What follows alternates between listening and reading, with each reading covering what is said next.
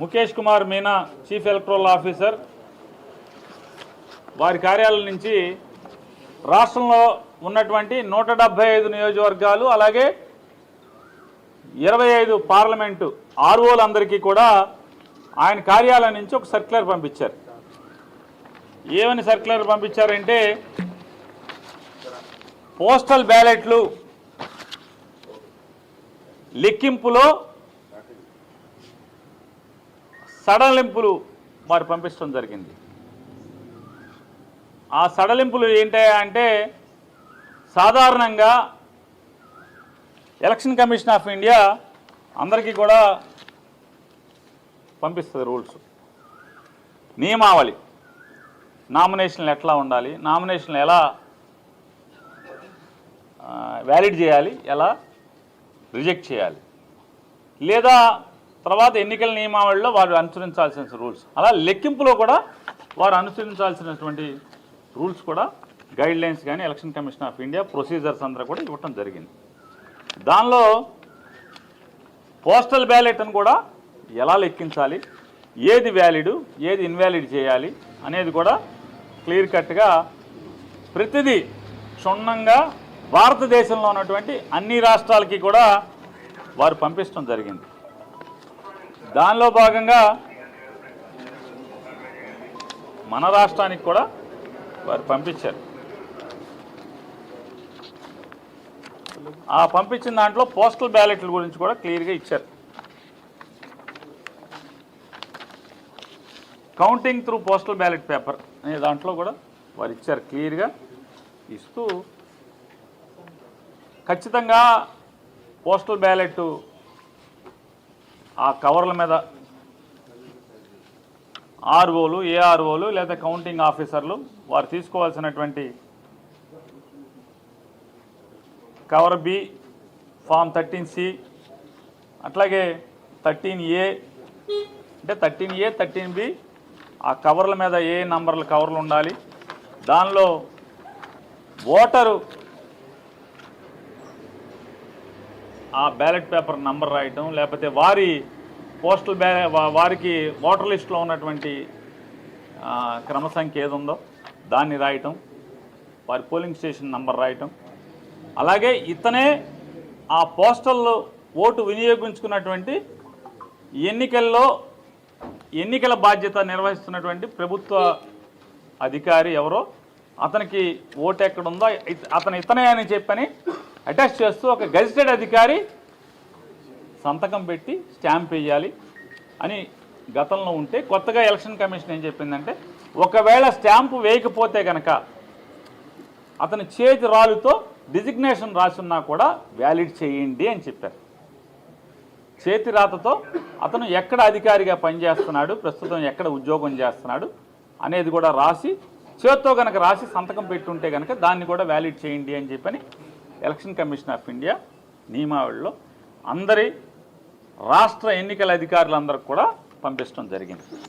ఇది అందరు కలెక్టర్ల దగ్గర, అందరు ఆర్ఓల దగ్గర, అంటే జిల్లా ఎన్నికల అధికారుల దగ్గర, అలాగే అసెంబ్లీ నియోజకవర్గ రిటర్నింగ్ అధికారుల దగ్గర అందరి దగ్గర కూడా ఇది ఉంది.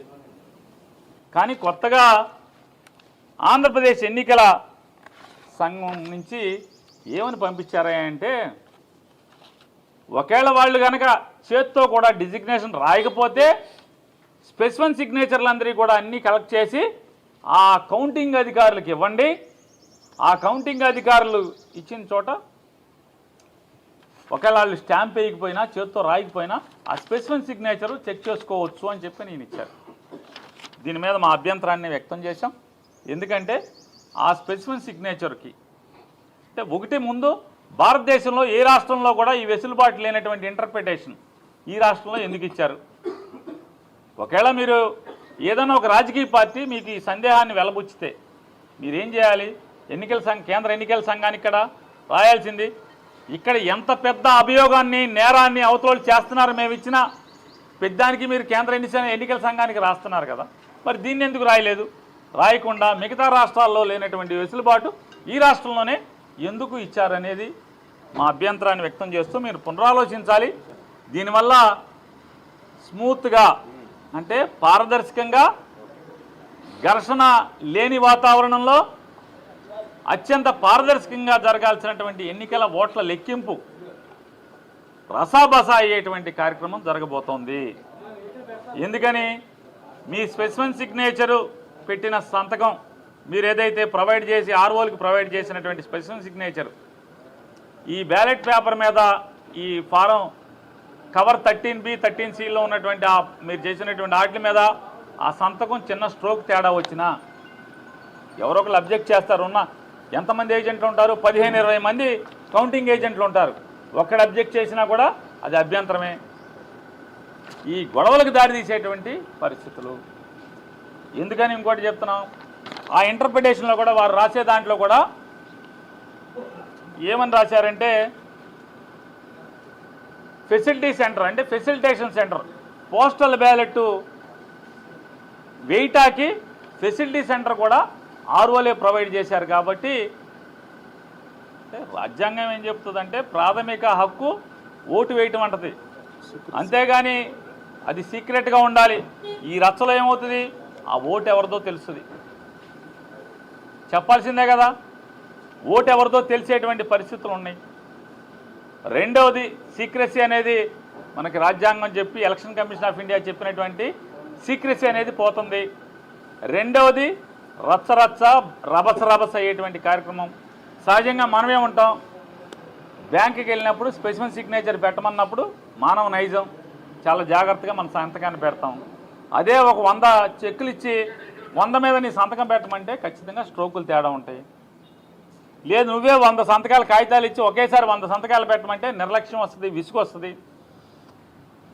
మరి స్ట్రోక్ తేడా ఉంటే అబ్జెక్షన్ చేస్తే ఇదంతా రచ్చే కదా, గొడవలకు దారి తీసేటువంటి పరిస్థితులే కదా. ఎలక్షన్ కమిషన్ ఆఫ్ ఇండియా చెప్పనటువంటి నియమావళిని మీరు ఎట్లా ఇంటర్ప్రిట్ చేస్తారు? చేయకూడదు కదా.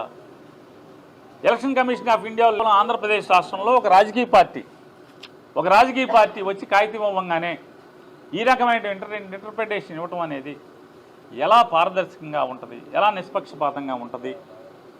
కాబట్టి దీన్ని పునరాలోచించాలని చెప్పని ఆంధ్రప్రదేశ్ రాష్ట్ర ఎన్నికల సంఘాన్ని మేము కోరటం జరిగింది. దీన్ని కూడా వారు కూడా చూపించడం జరిగింది. వారు కూడా తీశారు బయటికి. వారు కూడా ఎలక్షన్ కమిషన్ ఆఫ్ ఇండియాలో చూసి అన్నీ కూడా చెప్పాం. ఈ రికమెండేషన్ మరి వారికి ఇవ్వడం జరిగింది. ఇచ్చి ఫెయిర్ అండ్ పీస్ఫుల్ కౌంటింగ్ జరగటానికి ఈ నిర్ణయాన్ని పునరాలోచించమని చెప్పని, భారతదేశంలో ఏ రాష్ట్రాల్లో లేకుండా కేవలం ఆంధ్రప్రదేశ్ రాష్ట్రంలోనే ఎలక్షన్ కమిషన్ నియమావళికి